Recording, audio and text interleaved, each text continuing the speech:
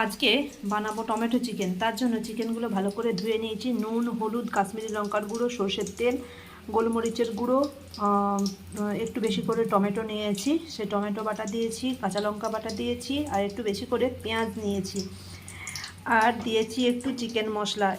এগুলো সব দিয়ে ভালো করে এগুলো মেখে 1 ঘন্টা রেখে দেবো। কড়াইয়ে সর্ষের তেল গরম করা হয়ে গেছে। এরপরে এতে গোটা জিরে, এলাচ আর তেজপাতা একটু ফোড়ন দিয়ে দিলাম।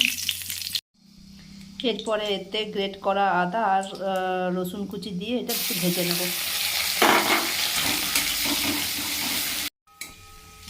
রসুন আর আদাটা একটু ভাজা হয়ে গেছে। এরপরে ম্যারিনেট করা চিকেনটা দিয়ে দেবো,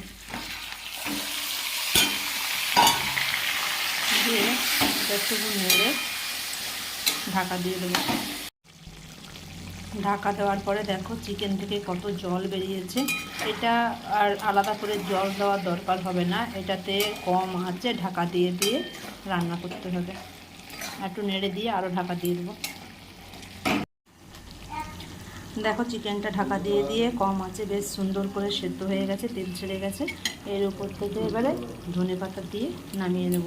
আমার টমেটো চিকেন হয়ে গেছে। ভিডিওটা দেখার জন্য ধন্যবাদ। আমার ভিডিও যদি আপনাদের ভালো লেগে থাকে তাহলে লাইক, কমেন্ট এবং শেয়ার করতে ভুলবেন না। আর ভালো লাগলে চ্যানেলটা সাবস্ক্রাইব করে রাখবেন। আবার দেখা হবে নেক্সট ভিডিও নিয়ে। ততক্ষণ পর্যন্ত সবাই ভালো থাকবেন, সুস্থ থাকবেন।